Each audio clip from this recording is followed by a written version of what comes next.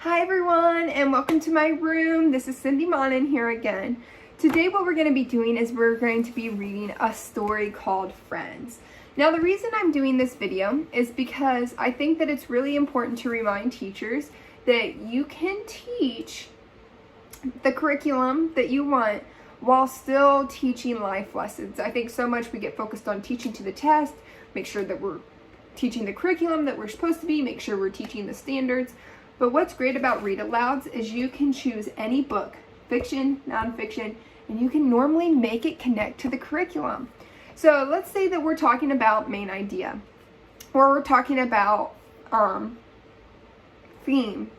Then we can pick a story, read it, create an interactive read aloud that goes with asking questions relating to the topic that we're teaching. And we also might be able to teach a life lesson along the way. So I'm not going to do an interactive read aloud, but I want you to think about theme in your brain when I'm reading this story and think about how you could apply this story in your own classroom when you're teaching theme. On top of that, we're also teaching lessons about friendship. So we're meeting the curriculum, meeting standards, but we're also teaching life lessons that we're slowly missing in school today because we're so focused on teaching to the test and teaching to the curriculum. So as I say that, let's go ahead and get started. Friends, written and illustrated by Helme Heine.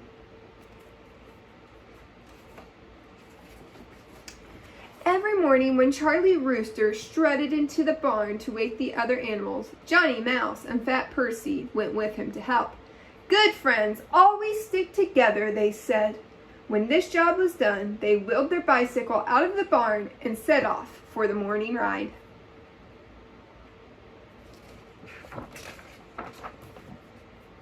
They could ride down the roughest paths and up the steepest cliffs. No curve was too sharp for them and their bicycle. No puddle was deep enough to stop them.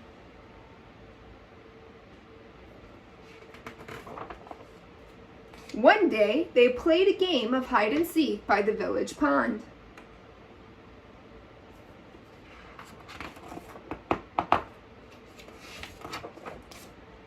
While Johnny Mouse was hiding, he discovered an old boat lying in the tall grass. He showed his friends, and they decided to play pirates. Good friends always decide things together, they said.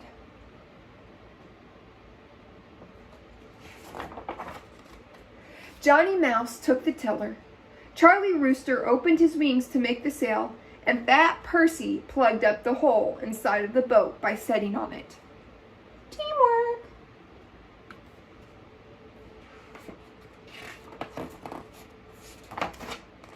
They sailed out on the open water, and as the day went on, they felt very brave and bold. They conquered the village pond.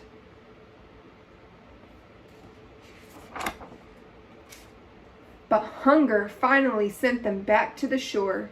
First, they tried to catch a fish, but their stomachs rumbled so loudly that they frightened all of the fish away.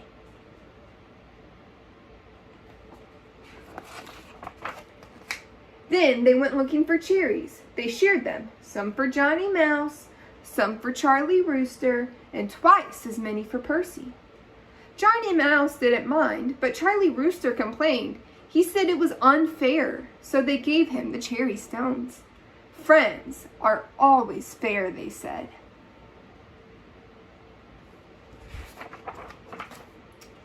They ate so many cherries that they all got stomach aches and had to sit down for a while before they started back.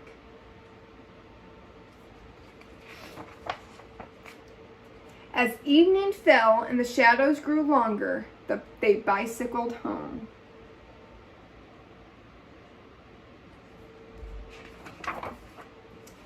Behind the hen house, near the water barrel, they swore to be friends forever. Good friends always stick together, they said.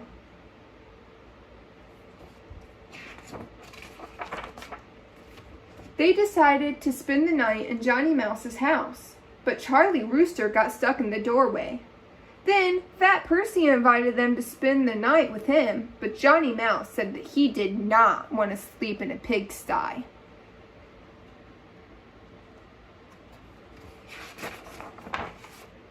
Finally, Charlie Rooster suggests sleeping in the hen house, and they tried to rest on a perching high above the ground, but it broke. So sadly, they said goodnight to each other and went to their own beds. Sometimes good friends can't be together, they said.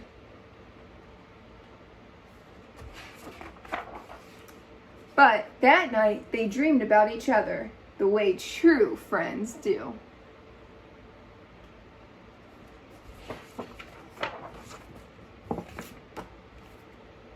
So I just think that this is a good book that you could teach about friendship, teach about working together, and you could also create questions that have to do with what you're teaching along the way, such as, what is a lesson that you think that we learned in this story? Which is also a theme, correct.